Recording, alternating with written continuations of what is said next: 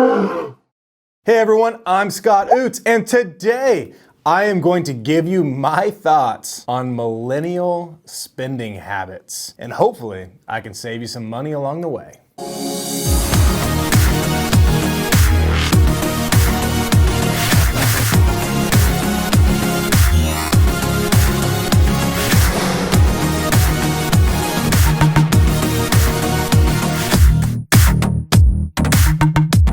All right, today I'm going to be reacting to Stephans' video on millennial spending habits. Graham is a successful real estate agent in the LA area. He also is a very successful YouTuber. We're going to see what it is he does that actually got him to where he is today, what his spending habits are like, and hopefully something will help you get ahead financially. As always, make sure to stick around to the end of the video, as I'll have a few tips of my own you may want to follow. All right, let's dive into the video. I always believed that I would be a millionaire, and I think originally my goal was to try to hit that by 30. Ended up surpassing that by a decent amount. This is the moment.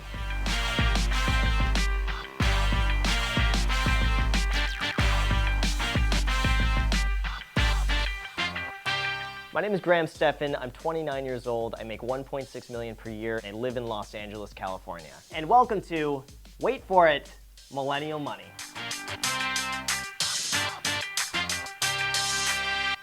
So I'm a full-time real estate agent, real estate investor, and YouTuber. Every day is gonna be a little bit different. Some days I'm gonna be out with clients showing properties, other days I'm gonna be planning YouTube videos, and some other days I'm going to be looking at properties for myself to invest in.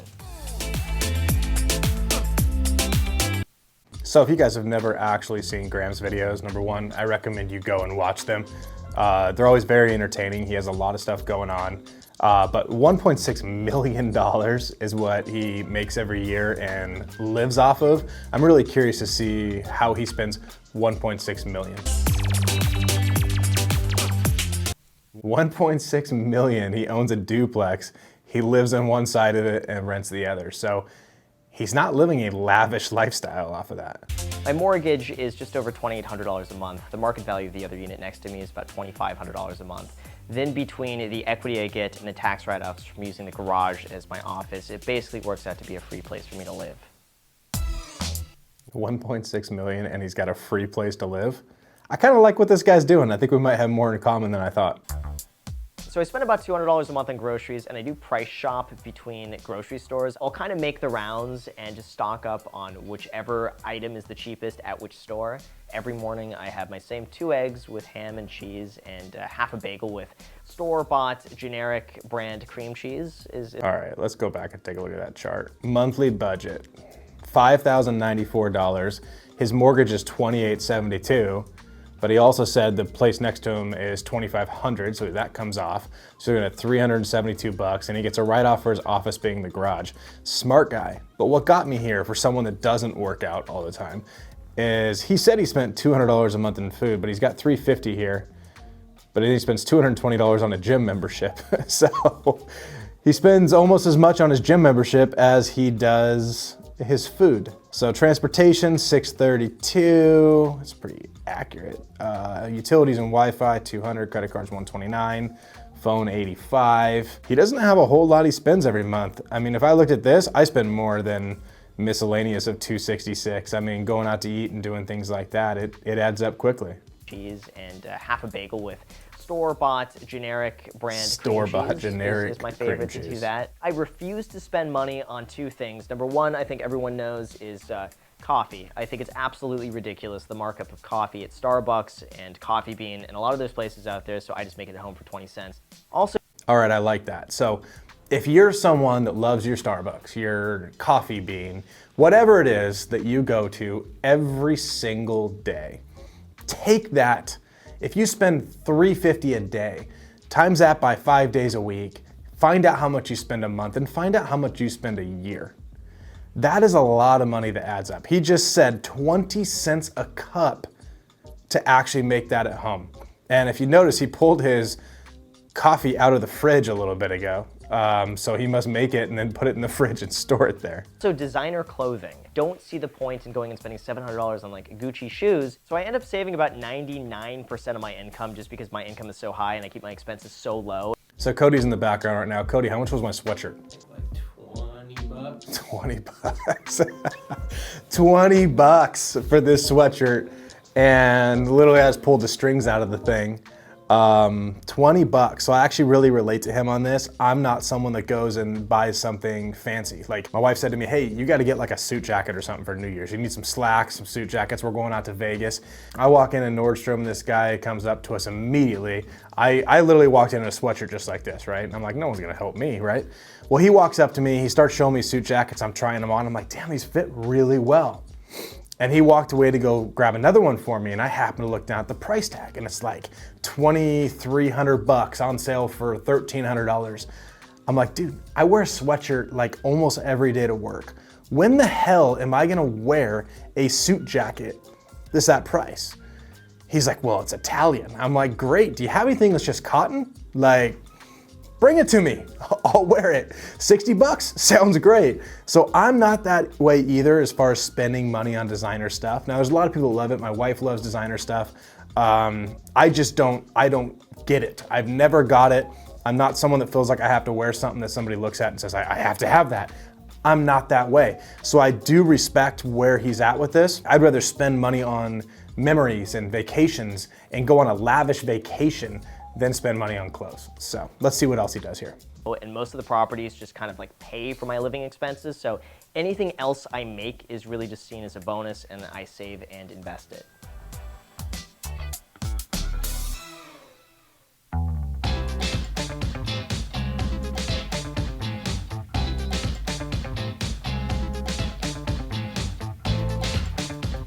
So they just posted the Oppenheim group there. So that's actually a really high-end real estate agency in the LA area. So if you check it out, I don't know what the name of it is. There's actually a TV show out there. My wife loves that TV show, and I've seen this pop up on our TV a few times. That's why it just rang a bell to me. And I didn't actually know he was part of that until now. But apparently they have a TV show. It's basically just one of those drama shows. I don't know if it's real or not, but that is featured on one of those shows. So it's definitely a very high-end real estate brokerage in the LA area. So I didn't know he worked there, but if he works there, he definitely does some business. So I got into real estate basically as soon as I turned 18 years old because I had no other options. I didn't get into college. I had really bad grades in high school, and I saw getting my real estate license honestly as a way where I could just get 1 year of work experience and then reapply to colleges. But it turned out to be a career I really loved. So I ended up living with my dad for the first few years. I moved out in my early 20s, and that was when I bought another property. The first property I bought was when I was 21 years old. It was a short sale for $59,500 in San Bernardino. It was a foreclosure that was being sold by the bank. And at the time, I had been saving up as a real estate agent, basically using all of my commissions, just putting it in a savings account. I bought that property in cash. It actually appraised and was refinanced for like $260,000. So those of you guys that don't know San Bernardino, maybe not knowing this area, San Bernardino's inland, probably about an hour and a half, depending on where you are in LA. So it's not a very high-end area, but it's an area where you can definitely get some entry-level homes. So for him, being his first house in that area is actually really smart. We buy a lot of wholesale deals out in that way too. So I think we actually have 3 or 4 locked up out there right now. So you can pick up houses out there for potentially like $80,000 to $100,000 for lower end houses. So he had a smart move coming out. Looks like he remodeled it.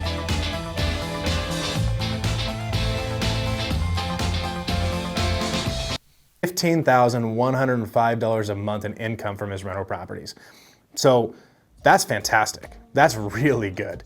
So if you look at that and you look what his expenses were I believe $5,300. And then he brings in 15,000. So his lifestyle is paid for basically 3 times a month from that rental income. So very smart. Like this is something that he learned at a young age. And honestly, I wish I would have learned this at a younger age to start buying some of these rental properties. Because if you look at how things appreciated from, he said he bought it at like 21 or whatever he was at. If I bought a property at 21, now that I'm over, in my 30s, that property would have appraised or appreciated significantly during that time.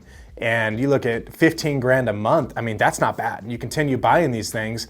If you decide you don't want to work again, you don't have to at that point. My investing strategy really hasn't changed since I was 21, and all of it has really just been about real estate.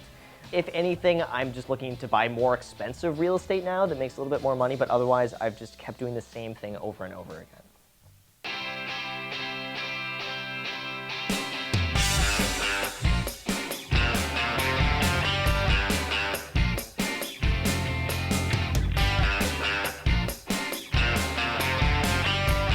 I had no idea that anyone would actually watch me, and I had no idea that I can actually make any money doing this, so I started it really just with the intention of having fun. I'd always wanted to do it, but I also felt like, who would want to watch me?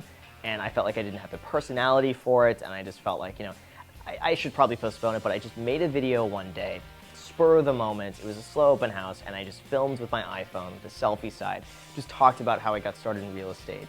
And that was such a fun experience, and I remember that video getting like 9 or 10 views and just being like, oh my god, like 9 people have seen this video. So I started making more videos, and once I started doing about 2 videos a week, the growth really just exploded, it seemed like. I would say 99.9% of the comments are so positive and so supportive. I absolutely love them, and it really feels like a sense of community. Then you get some funny ones. The negative comments, at this point, I'm so used to them. Then after a while, I think I realized that it has more to do with them and their own problems that they portray onto you than it does about you. That's actually a really good point. So this isn't financial, but I see so many people in this business where, their families are against what they're doing and they say so many negative things towards them. You see how he just said, hey, it's a reflection on their own life. He doesn't let it bug him. He just basically deletes the comment and moves on. So it's something to remember. If you ever have family or something, family, friends that are like, hey, you can't do this. I don't understand what this business is. Remember, it doesn't matter what they think. You don't need their support, right? And starting a business, and this is true with me as well, starting a business, I don't have a lot of the friends I had when I was starting the business to today. Your friend group shifts so much. So don't not do something because of something your friend says or something your family says to you, because they aren't pushing to make you succeed. It's not their life, it's your life. You need to make sure you do what it is that you want to do and set up your own financial success. Don't let somebody else, those doubters, those negative people hold you back from doing that. Woohoo! $100,000 a month. Cody, where's my 100 grand? It's coming. Jeez, dude. $100,000 a month in YouTube related income. Holy crap. So right now, probably like 85% of my income is affiliated with YouTube in some way or another, and then the remaining 15% is through real estate sales or real estate investments. So since I've always been self-employed, I've never had a formal 401k, but I do have a SEP 401k. I've thrown some money in there at the end of the year, just if it's left over, just as a hedge. But then as far as savings are concerned, I always like to keep about $20,000 to $30,000 in one of my checking accounts just to cover anything that could come up in the short term or to draw from if I have any expenses that come up. So his monthly income, $150,420. So rental income, we already knew that, 15 grand. Affiliates and sponsors, 7,200. Real estate commissions, 8,500 bucks a month. That's actually really low. To be honest, that's really low. I know some real estate agents that aren't doing high-end homes like that. I mean, and they're making significantly more. You sell one high-end home in LA, your real estate commission could very easily be $50,000 to $60,000 for that one deal. So I'm actually surprised that it's as low as it is there. YouTube, second channel, 9,200. YouTube main channel, $81,000 a month off his YouTube main channel. Teachable, so his courses he has, almost $29,000 a month for his courses. So he's definitely got some income coming in from different areas. It seems like most of it's focused around real estate though. Then as far as savings are concerned, I always like to keep about $20,000 to $30,000 in one of my checking accounts just to cover anything that could come up in the short term or to draw from if I have any expenses that come up. But other than that, all of my other money is spread out through several high-interest savings accounts.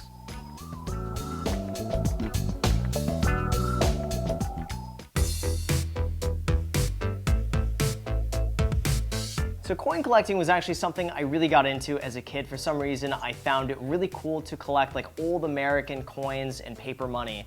And what I would do is go across the street from where I would work to a bank, and the bank teller knew me, and she knew me because I would go in and always ask for any old money that she would have. Some lady came in the bank and exchanged $200 of all just like perfect condition $10 bills from 1934. So some of these are worth up to $200 depending on the condition. Others are worth more like $40 to $50. So I wouldn't really consider these an investment. Like, I think it's probably way better for me to put my money in the stock market than it is for me to get, like, you know, old money and just keep it for a long time. But this is just a fun hobby.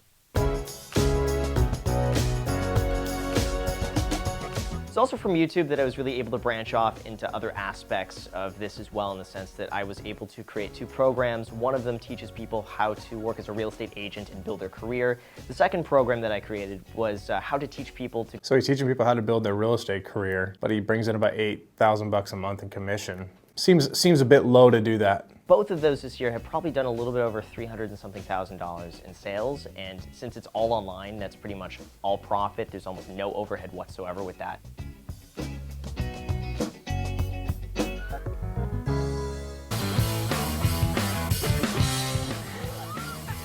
Very much like it gives you a little jolt there. So I bought my Tesla in April of 2019. You get so many rebates back for it. The financing is so cheap. Everything that went on with the car, I calculated that it was going to cost me $78 a month out of pocket net in the first year, not counting the opportunity cost of then having all the money left over that I could then go and reinvest. So I figured, like, depreciation is going to be minimal. I'm going to get some really great tax write-ups from it.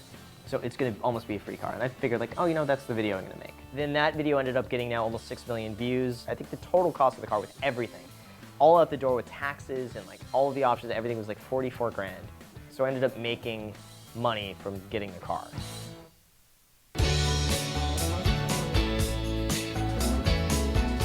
Well, I think we only lost like 2 or 3 pasta noodles, so I think we did pretty good. So I have an amazing girlfriend, and her and I share a lot of the same values in terms of saving and spending money, and I find it fun that she is just as frugal as I am, so we can have a great time trying to figure out like where is the best happy hour spot and like how we could save a little bit more money doing this. And she's the one too that's also very encouraging of like, we don't have to go out tonight to happy hour sushi. She doesn't sound like that, by the way, but she encourages me to, like, you know, we could go cook food at home, or instead of going out to see a movie, we could just pop something on Netflix. So one of the things we actually do when we go out is we will end up just splitting a meal, because usually I'm not hungry enough to eat the entire thing myself, and neither is she. So we could basically get food for 2 by paying for 1. It's really cool to have someone in your life like that who I see as just being an equal on every single level with the same mindset. So that's a good point. So you need to make sure that, you know, who you're with is on that same wavelength as you. So I mean, if like myself and my wife, yeah, we'll spend money, we'll go out and we'll have a good time. We're not sharing meals, we're each gonna get our own meal, but you know, I know a lot of people that do that. It does save a lot of money. There's a certain point where you have to find that balance between being frugal, being too frugal, and not being frugal enough, right? And for me, I work hard, I work the hours, and I'm gonna spend some of the money I make. And that's part of it. I'm gonna enjoy some of those things, but I'm not gonna go quite worrying about the pasta noodles that get on the sink like they just did. But I am gonna pay attention to what it is that we do. But from time to time, we're gonna go out and have a good time. We're not gonna worry about it. Okay, I know it sounds weird too, but I do end up rewarding myself every now and then at McDonald's from the dollar menu. I don't ever eat McDonald's, but I just decided to go just because it was there and I was really hungry. I had 2 of the double cheeseburgers from the dollar menu, and it was so good that now it gets to the point where I will purposely use that as an incentive to get all my work done, and if I'm able to do that before like midnight, I go and get the 2 double cheeseburgers. It's not something that happens too often, but it does become this thing where it's like, that's my treat. Thank you. Oh, it smells so good. There's something about the smell that's just like, how does it smell so good? So in terms of net worth goals, I really don't have any, and I have no desire of becoming a billionaire. I don't even know what I would possibly do with that amount of money. I would like to hit 10 million. I feel like that would be just a decent number. The only thing I really want to do is travel, that I haven't done. That's the only thing, but I could do that if I wanted to. It's just not the right time to do that. You don't need to be as extreme as I am. You don't need to skimp on every purchase at all. You don't need to work 12 hours a day. But you do need to think outside the box, and you do need to be creative and leverage your time appropriately. But I love it, and I love the challenge of saving and trying to handle my money well and grow it. No one is more frugal than I am. So I think he's right. I think there's not a lot of people that are more frugal than him. Enjoy life. You know, he said he wants to travel and do that. The way I kind of look at it too is traveling is memories, and that's really important to do. You know, if he's spending all this time right now saving everything, and it seems like he's enjoying life, but saving everything, you never know what's gonna happen tomorrow, and you never know how much time you have left. Now, I'm not saying go out and spend everything because of that. I'm saying you need to save for your future. Always plan on having that future, but you also need to make sure you're enjoying this. What's the point in working so hard if we can't enjoy some of the rewards from that? So I do agree with a lot of the stuff that he's saying. I do agree with needing to save, and I think it's very smart what he has for his property he lives in. I mean, he's got a duplex that he lives in half of it and rents out the other half. So, I mean, that's fantastic. I don't know if I'm gonna go quite that far with it, but I think it's cool some of the stuff he's got, building his rental portfolio.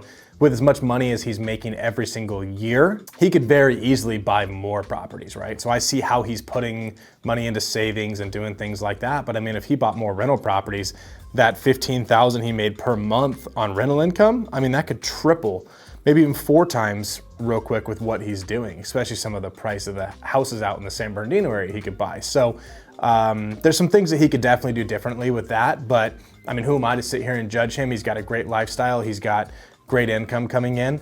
I guess what I see is a lot of the income is coming from YouTube, and it wasn't his intention to set out and do that. So I guess my thoughts are a little bit different just because of that. I know some people that set out on YouTube just for that. He's not faking something, right? I hate to say it, but there's a lot of people out there that, especially in this real estate industry, that get out there and start acting like they're doing hundreds of deals a year so they can start getting followers, because they're more focused on getting those followers and feeling like they're somebody through YouTube than they are about building their business. And that's where I think that side is wrong. I think what he's doing is actually right. He did it as a hobby, and it just so happened it started making him a lot of money. So I think he did a lot of great things. I think that he's doing things that people should definitely follow, being more frugal. But like I said, I don't know if I'd go quite to the extent that he went to. All right, so one thing that I always do with my team, I always recommend them to download mint.com. So go to mint.com, sign up for it. It's free, so this isn't an affiliate link or anything. Absolutely free for you guys to sign up. But what it does, it's kind of like a QuickBooks for personal expenses. It starts taking your expenses, shows you what you're spending all your money on, and you know, I've talked about in previous videos how I have my team do dream boards, talk about, you know, where they want to be for a savings standpoint, where they want to be financially. Do they want to own a house? Do they want to go on a vacation? What are some of the things they dream of doing? Now, let me just say that budgeting is the center of all of that. If you don't budget and you really don't pay attention to where you're spending, it's so easy to go into a store and put your debit card in the machine, put your credit card in the machine, and not really pay attention to the total. Now, I used to, like back when I was working a $30,000 a year job, every time I went to the grocery store, I'd pay attention to how much I'm spending, and I would typically know by the time I got to the register. Then as I started making money, I realized that started going away. And now you go to the grocery store, they make it easier and easier to check out, right? You tap your card right there on the machine and boom, you've checked out. And I feel like a lot of times I don't even pay attention to what the total is. I take the receipt and just throw it away. And mint.com is something that helps you with that. It helps you really see what it is that you're spending.